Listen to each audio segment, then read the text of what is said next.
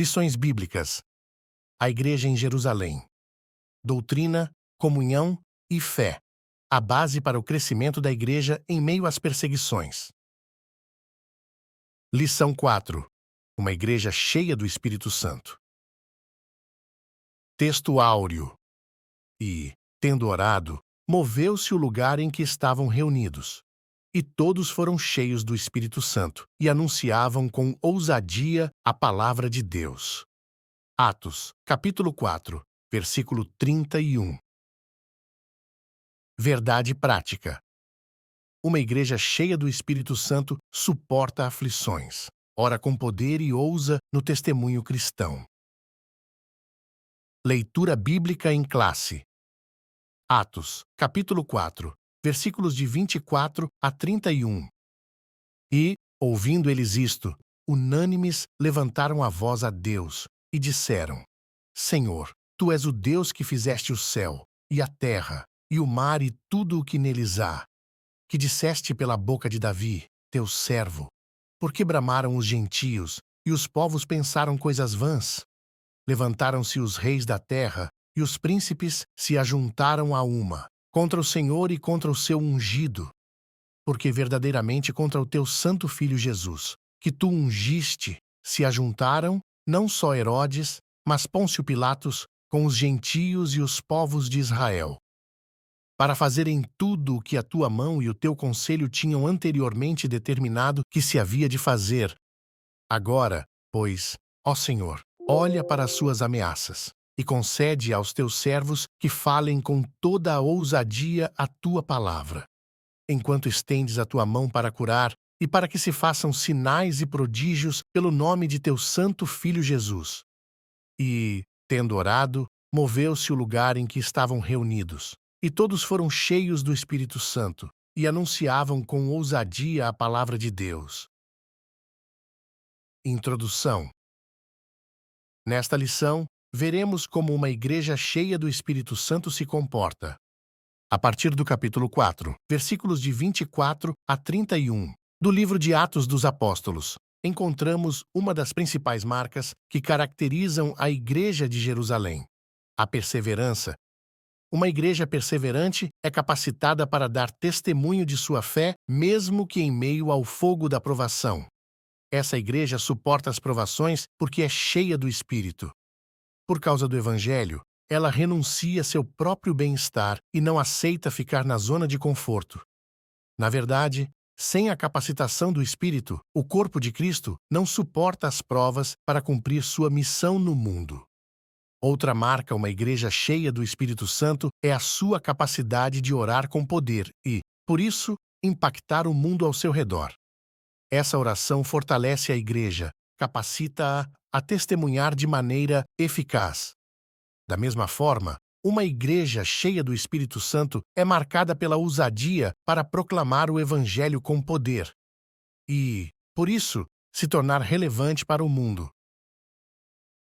Tópico 1. Uma igreja perseverante. 1. Suporta o sofrimento. Após sua pregação junto à Porta Formosa, Pedro e João são levados presos e, posteriormente, ameaçados por pregarem o nome de Jesus. Foi dito a eles que não falassem nem ensinassem no nome do Senhor. A ordem era clara, mas os apóstolos estavam dispostos a pagarem o preço de não segui-la.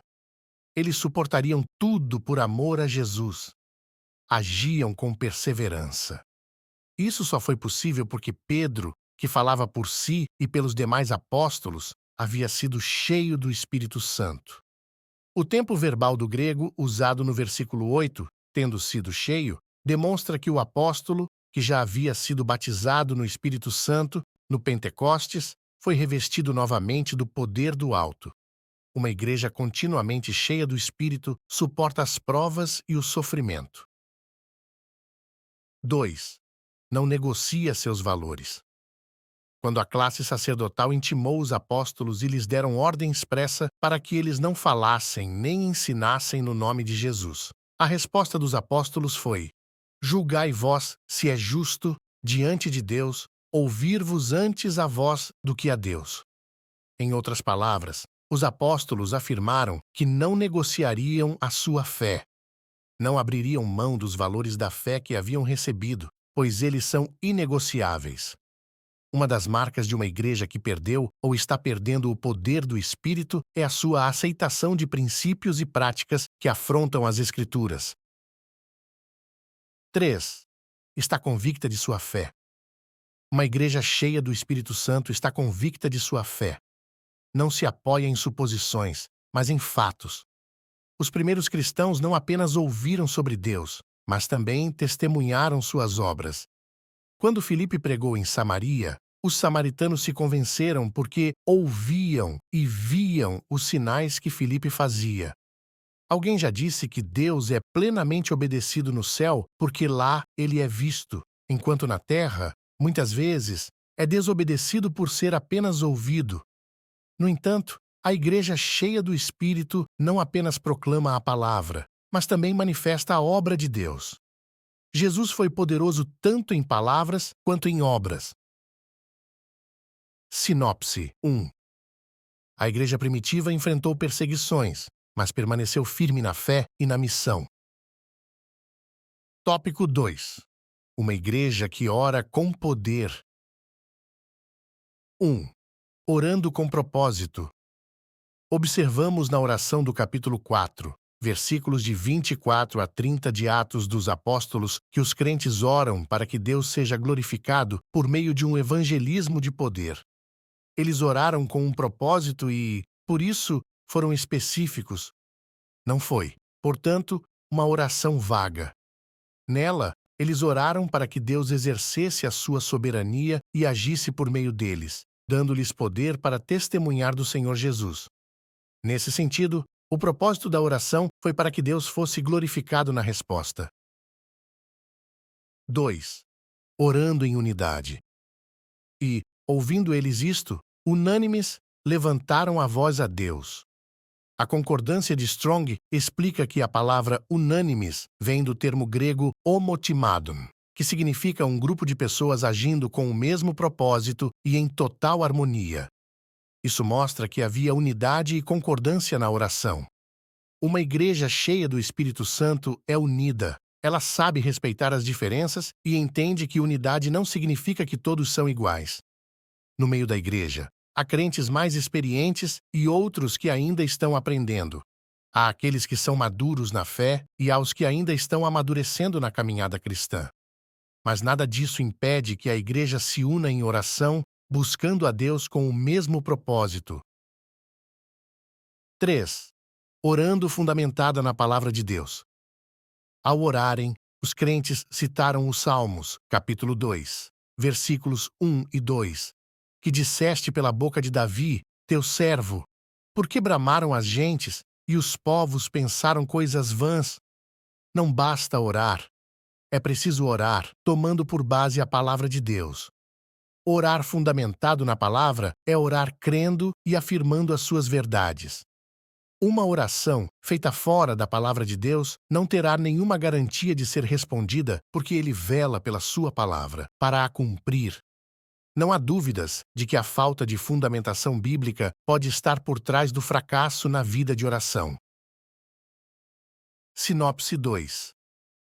A oração foi e é a base espiritual da igreja, trazendo direção, coragem e poder de Deus.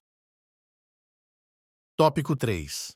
Uma igreja ousada no seu testemunho. 1. Ousadia para enfrentar oposição ao Evangelho. Os crentes oraram conscientes dos obstáculos que estavam enfrentando. Olha para suas ameaças. Já foi dito que uma igreja cheia do Espírito é uma igreja perseverante. Ela suporta a oposição e o sofrimento por causa do Evangelho. Deve ser destacado ainda que uma igreja verdadeiramente bíblica sofrerá rejeição e oposição. E, na verdade, todos os que querem viver piamente em Cristo Jesus padecerão perseguições. Uma igreja que procura se ajustar à agenda do Estado perdeu a sua autoridade espiritual e sua legitimidade bíblica. 2. Ousadia no exercício dos dons espirituais.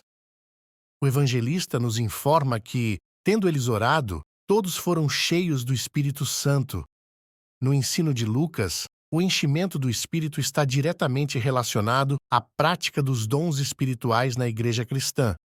Não se trata, portanto, apenas do uso de uma frase de efeito. No livro de Atos dos Apóstolos, é o Espírito Santo quem dá o crescimento da igreja e opera milagres extraordinários, não somente por meio dos apóstolos, mas também pelos demais cristãos. É a ação do Espírito de Deus entre eles que realiza essas obras. Devemos, portanto, nos encher do Espírito Santo para que seus dons tragam edificação à igreja. 3. Ousadia na exposição da palavra. As Escrituras dizem que, após a oração da igreja, todos foram cheios do Espírito Santo e anunciavam com ousadia a palavra de Deus. É interessante observarmos o uso da palavra ousadia nesse texto. Ela aparece, por exemplo, em Atos, capítulo 4, versículo 13, para se referir à coragem de Pedro e João quando foram interrogados pelos anciãos e escribas. O cristão cheio do Espírito se torna corajoso em sua vida cristã. Ele prega a palavra de Deus com poder. Sinopse 3.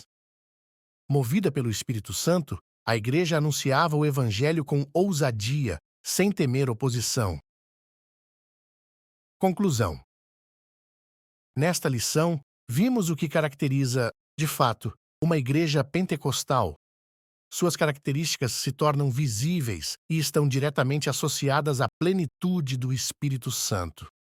A primeira igreja não foi perfeita, como o livro de Atos deixa bem claro. Contudo, suas limitações eram superadas por um viver diário, sob a capacitação do Espírito Santo. Se queremos, de fato, ser uma igreja relevante, devemos nos deixar encher do Espírito Santo.